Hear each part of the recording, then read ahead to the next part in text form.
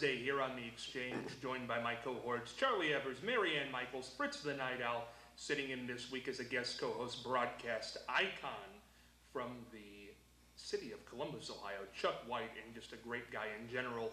Joined today on the Thursday episode also by Brenda Donegan, another good pal of mine, to give you Brenda Donegan's Ohio in just a few moments. Before we do any of that, though, we need to thank our sponsors. The Ohio Neck and Back Pain Relief Center, Scott M. Gray, D.C., across from the Marion Center, between TSC and Kroger. Call 740-386-6580. Night Owl Theater, located on the net at fritzlives.com. For more info, email nightowltv@yahoo.com. That's NITEOWLTV@yahoo.com. And Bucyrus Placemats. To put an ad in, call Wayne at 419-562-8473, located at 116 Wayne Avenue in Bucyrus, also on the net at bucyrusplacemats.com. And now, as we do each and every day, we're going to start this Thursday off with Fascinating Facts with Charlie Evers. Charlie? All right, I don't know how to play bridge, but I understand the first perfect hand of bridge was played in Prospect. This was a long time ago, I think. And also in Prospect, they used to make fire trucks, of all things, and boats to travel the waters everywhere. Prospect was quite a town at one time. Still is. But I think the most interesting thing, during the Depression, Prospect had a chance to have sewers installed or a stone wall around their park. You know what they chose? Sewers. Stone wall around the park. That's why Prospect had more outhouses than per capita than most other towns.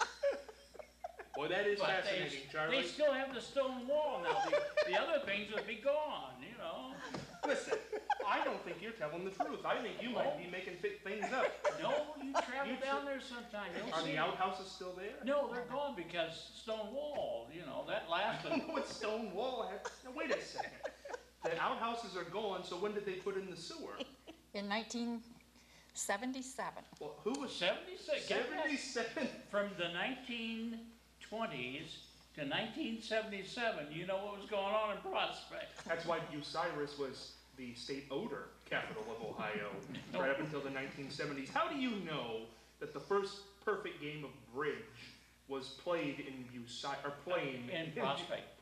A lady by the name of Blanche Lauer told me that. How credible is she? That was the truth.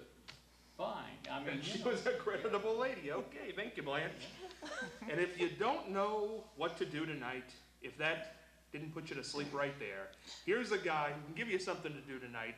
Very fascinating. The Flick Pick with Fritz the Night Owl. Fritz?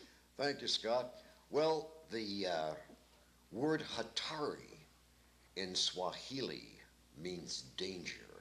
Hatari is also the title of, in addition to meaning danger, is also the title of a John Wayne movie from 1962, directed by Howard Hawks, one of the veteran screen directors of all time. Filmed in Tanganyika, East Africa. It's the story about John Wayne. He heads up a group of professional hunters who capture animals for the game preserve in Africa. He's backed up by his sidekick Red Buttons, generally known as a comedian, but also pulled off a few dramatic roles hither and yon in his career. Hardy Kruger is there, and again one of Wayne's old buddies, Bruce Cabot. Things are going well for him until we meet the femme fatale, the wonderful Elsa Martinelli. Actually, the animals are the stars of the film. Their beauty, speed, grace, ferocity easily outshine the human performers in this. But one of the unique things about the movie is that when you see the animals being captured, it's actually the actors who are doing it. not stuntmen nor professionals that they've sort of run into work as doubles on this. Also, no animals nor humans were hurt during the filming of the movie, which is so. If you like animals, if you're an animal lover, you like to see animals in the wild and things like that, I think that you're going to enjoy the action, the adventure, everything that's involved in Hatari. John Wayne was 50 years old when he made this movie, but he handles the physicality quite a bit well. There's action, drama, romance, everything you want in a movie that's going to make it enjoyable.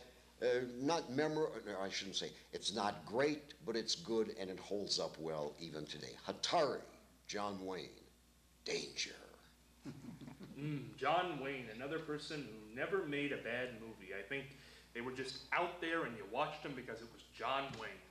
Kind of like Elvis, right, Charlie? Right on. You're still thinking about that bridge game that was played over in Prospect, the first perfect bridge game. I was thinking that Elvis, it's in Las Vegas. Every time they go to Las Vegas, this guy pops out of the convertible and says, "Viva Las Vegas!"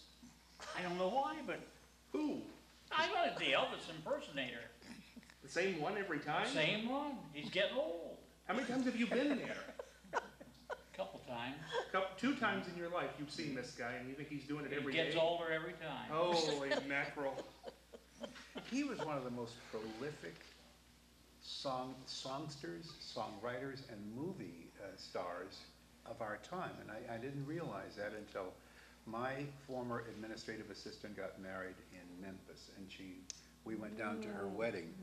And so there were a group of us who said, we're going to go over to Graceland. And I said, why would I want to go to Graceland? Yeah, well, I went, and I think it was one of the most enjoyable times I've ever had. But you got a chance to see Elvis, where he lived, and to see how prolific this guy was. I had no idea. I just had no idea how prolific he was. I think Graceland is the most visited house in the United States. Isn't that amazing? I can see why, because it's really a fascinating place. And Memphis is supposed to be a lovely city. I've heard that from a lot of people. I've never been there, but people who have been like it. It was a fun city. Very, very quick story. Go ahead. We went to this, I'm originally from Texas. So barbecue is my thing. And those of us who grew up in Texas don't think that anyone can barbecue as well as Texans can. So in Memphis, the Tennesseans, they really think they've got the best barbecue in the world. So we didn't know Memphis. There were a group of us who went to the wedding, went to a kind of a dive for barbecue, and there was a whole table full of us. And you gotta have beer with barbecue. So we sat down, and the waiter came up, and the guy must have been 80 years old, but he was just in no mood for any kind of nonsense from this whole table. And so I said, he had his little piece of paper, and says, all right, do your order. And I said, what kind of beer do you have? He said, cold. Well, I knew right then, okay, I'll have a cold beer. You limited your choices. Right. I like it. That's a great story. Do want to let everybody know, coming up later on in the episode, if you tuned in earlier in the week, we had a great performance on the program by Brianna Goodwin. She's going to perform again today, and then she's going to join the panel tomorrow. So we're going to have some different blood up here tomorrow on the panel, but going to end today's show with a performance, so stay tuned for that. But as we do each and every Thursday, we're going to head over to our good pal, Brenda Donegan, for Brenda Donegan's Ohio. Brenda, you're back this week. How are you? I'm doing fine, thank you. I'm glad to hear it. Yeah, sorry I couldn't be with you last week, but those doctors just don't understand that you have a personal life, You've got to meet their schedule and forget about your own. That's right. Yeah. Well, today I thought for our day trip we would head north and go to Crawford County up to Bucyrus. With the price of gas hitting even higher, I thought, well, we'll stay just a little closer to home. I have a couple of places a little farther away that I would like to do, but we'll wait and see what happens with the gas prices. And Bucyrus is very interesting. They have a wonderful museum up there. I'm talking about this when Charlie knows everything. Charlie. One of my wagons is in the front room of that museum. Yeah. It's a wonderful museum up there. And then they have the Ice Stone Flower Farm that should be over in Bloomville, that should be ready to go shortly. You know, if we ever get any warm weather and all these bulbs start blooming. But that's a good stop-off place. And the First Presbyterian Church has a historical doll collection that is well worth seeing. And then, of course, you know the murals that they have in Bucyrus because they had theirs before Marion did. And Eric Grohe also did those. They have the Great American Crossroads and the Liberty mural that he did in honor of servicemen. The courthouse is very, very nice, and it was built in 1854. And when you go in there, you can see their stained glass dome up as you look up. Very, very nice. I didn't know that Bucyrus had a mystery ball. We always hear about the revolving ball here in Marion, but I didn't know that they had one up there. It's made of bronze and concrete, and it's been moving on its base. Wonder So how. I have no clue. Why don't you check that out, Scott, and let us know? I will go over to Bucyrus tonight and I will move Watch the ball that and ball. see what happens. Straight Watch. up Route 98, along the cemetery. We'll go together. Your wife's not home. She's out with the doctor. And then the Visitors Bureau up there every year has a production that is done by Visitors Bureau and some local community theater people called the Speakeasy. And the Speakeasy is an original underground hangout during the days of Prohibition, and that's where they hold their annual production. So that's always a good thing to think about. I haven't heard what it's going to be yet this year. For family fun, there's a couple of parks, the Auburn Lake Park and the Aumiller Park, both very nice, very clean. I took a busload of Primrose residents up there last summer. We went to Carl's shop, machine shop, I guess it was, but he has a collection of Elvis memorabilia and Coca-Cola. And it's actually a working garage. That's what it is Carl's Garage. It's a working garage, and you have to, make arrangements through the Visitors Bureau to be able to go in there. But the floor was clean, everything was clean. They were working on a couple of cars up front. They had several older cars in there, mostly Chevys, 57, 58, 59 Chevys, and some convertibles. Lots of Elvis stuff. One of our residents just went wild because she's a real Elvis fan. And that was kind of interesting. Very easy to get to because it's all one floor, especially for those that have difficulty walking. And of course, when I end, I always like to give you a place where you can go for dinner. And we're going to recommend Carl's Grog and Grill. All homemade food. Kind of looks like a dive. As Chuck said, sometimes when you go in those dives, that's where you find the best food. And we thought the food there was very good. As a matter of fact, I have folks who want to return there again this summer. So Gus's Grog and Grill, Bucyrus, Main Street. Just 20 minutes up the road. That's right. And of course, there's Carly's Bratwurst there that you can always buy. And then they have the Bratwurst Festival in August. So close by, lots of fun. Good food. Good food. Thank you, Brenda. That's when a I- great report. Excuse me. Oh, go ahead. When I first came to Marion 54 years ago, I thought it was Bucharest. Oh, I've heard them say that on TV. They go Bucharest, and I'm going, oh, gosh.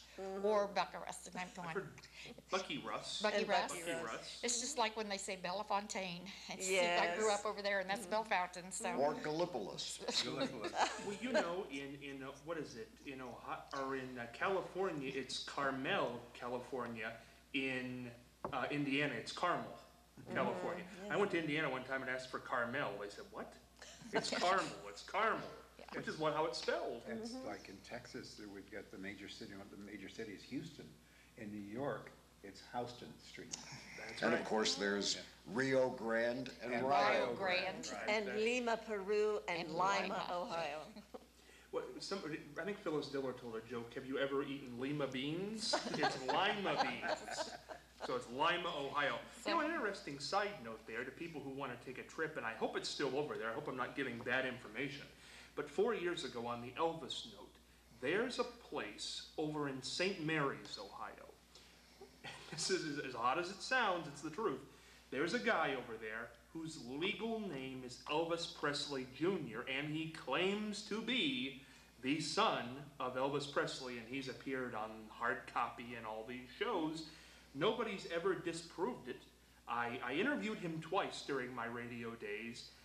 He's never given me the proof, but stranger things have happened, I guess. He does have a story. His mother was in a movie with Elvis. Does he have a birth certificate? He says he does. I've never seen it. Oh, here we go now. Oh, that's right. It's another birther. It's another birther movement right Call, here in call Ohio. Donald Trump. That's right. Donald Trump will be on this guy's Oh, backside yes. before you know it. What, speaking of that, just here, what did everybody make of that? Did anybody really, sitting at this table, believe that Barack Obama was not born here? Did anybody buy that? Absolutely not. Absolutely not. Why did that get That's such so steam? ridiculous. It's because he's black. I'm It's- sorry. you're It has absolutely right. nothing to do with You're anything absolutely right. else. That question would never have been asked to any other First president. president in the history of this country who Yes. has been asked to Yes. show his birth And certificate. it just gives me heartburn every time I think of I it. agree with you. I'm with you both on this one. Chuck, I got to ask you this from the African American perspective. How does that make you feel? Which, the That question? that he was the only president ever asked to present his birth certificate. Well, it just shows you there are a group of people here who have nothing else better to do than to question what is so logical. And because when did Hawaii become a state? They have no sense of intelligence, I think, to question. It's ignorance is what it It's total is. ignorance, and It that's is. what bothers me, that people are that dense that they would even question that, and it infuriates me. It should, it How should. does it make me feel? Me too. It infuriates me. And it infuriates me. Yeah. Well, here's the other thing. How did you feel? Donald Trump's been around forever. How did you feel about him before he started making this a crusade, and how do you feel now? I feel that it obviously doesn't take a great deal of intelligence to become a billionaire. There you go. Well, first of all, he was born with a silver spoon in his mouth. I mean, his father was very, very wealthy. And he was bankrupt how many times, and he was married how many times, and he judges other people. I'm sorry. It's interesting. It's interesting. I think that anyone who is going to run for president, or he's thinking about running, and He won't. He he's won't. seriously thinking about it, but I don't think anyone in their right mind would vote for him. But at any rate, and I don't want to get political. Well, did because any of you see the Washington Correspondents' I Dinner? haven't- I haven't- Oh, I did haven't he get reported. skewered? Yes.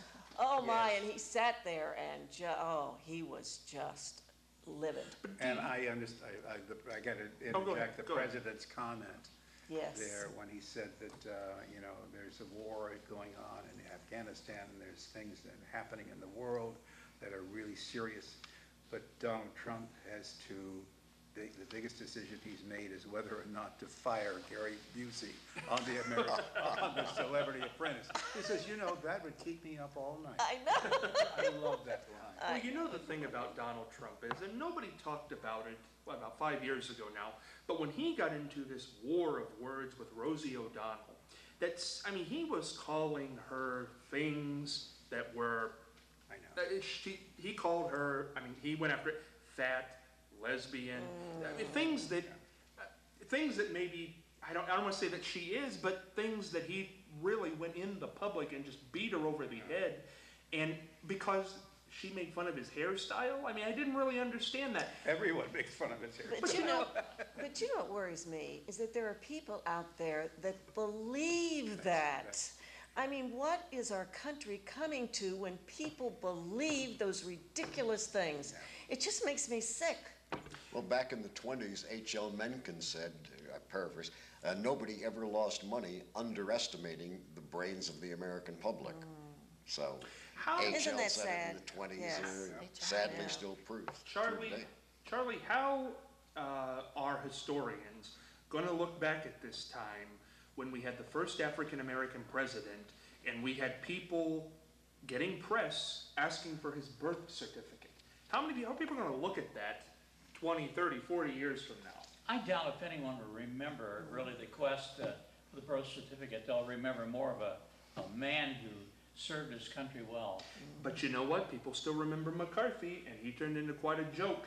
People remember these Yes, they little do. strange things. You know, the one thing I want to, and we're running short on time, and I do want to get Brianna up here again. She's going to sing a great song for us. But last week we did an episode on, is news still factual? And I think I was the only one who said that I don't believe just because it's on television, newspaper, and radio that it's still factual. I still need to stick with that, because when I watched that tape last week of us discussing that, yes, it would be not in their best interest to report something that wasn't true, but pick up a newspaper, and it's not always on the editorial page when they are, it's not just describing adjectives, it's adjectives that would make you slant. We just passed a primary election, and I read many things in newspapers and on radio that were not political ads, but if you took it out of the newscast and you gave it to somebody and said, read this or look at this, it would be a political ad. It's just certain adjectives for levies, for things of that nature. I don't know that the news does follow a strict guidelines as they once did. I think the internet's changed it because they don't want to be last. They don't want to be last in getting it. Chuck, you weren't here for that conversation. Do you feel that the mainstream news, I'm talking about CBS, ABC, NBC, and the networks, not even cable, do you think just because they're on television that they try to get it right, they're still Walter Cronkite like they were 30 years ago? I really do, Scott. I really You do? do. I think that news makes every effort in all of the major networks and even the local television stations, except one, not local but national. Makes Does it every- begin with an F? Yes, Or it it's begins with an F. Its and- initials are and FOX. or it could be, you know, I guess the female version would be Vixen. But at any rate, yes, I think they make every effort to be accurate, and I don't think that they purposely distort the news. I think very much of what you hear, it depends on your own political perspective and how you interpret it. But for instance, CNN, I don't think that there's a negative thing about that organization. And I can't, as I said, I can't say the same thing about one of the Vixen. Well, I would say that about CNN too, and I'm not saying they're all like that. I'm just saying, you know, local newspapers are one I know we're running short on time. Local newspapers are one that, you know, they used to have a lot more pages, and I thought the content was better. We're going to talk a little bit about this tomorrow because I think this is an important subject. We're going to wrap up this Thursday with another great number by a great performer. You're going to be hearing her name all over the place, Brianna Goodwin. Brianna, take it away.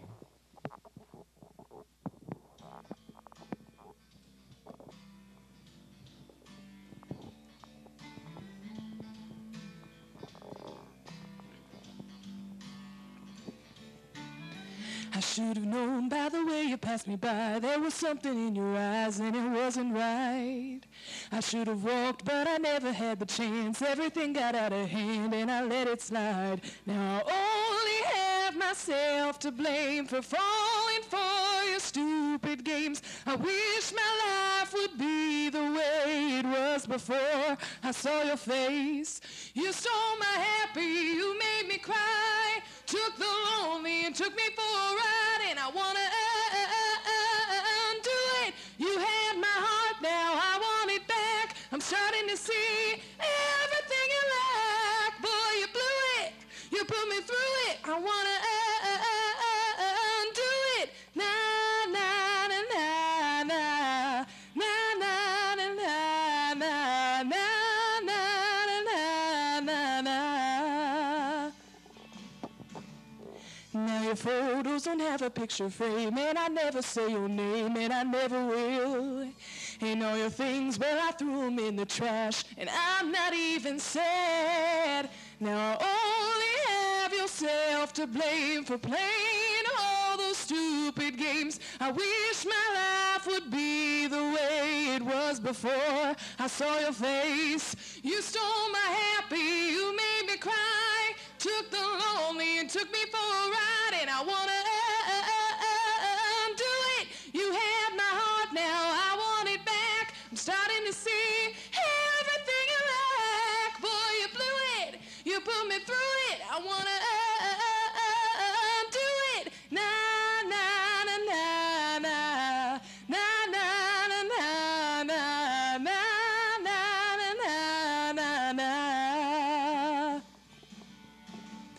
You want my future, you can't have it. I'm still trying to erase you from my past. I need you gone so fast. You stole my happy, you made me cry. Took the lonely and took me for a ride. And I wanna do it. You had my heart, now I want it back. I'm starting to see everything you like. Boy, you blew it. You put me through it. I wanna do it. You stole my happy. You made me cry. Took the lonely and took me for a ride. Boy, you blew it. You put me through it. I wanna do it. Hey, on a Thursday here on the Exchange. You won't want to miss tomorrow. Tomorrow is our spooky Friday the 13th episode. Brianna Goodwin, you've heard her sing. Now she's going to join the panel. Add us as a friend on Facebook, The Exchange Marion. We'll be back tomorrow for a TGIF. Make it a great Thursday.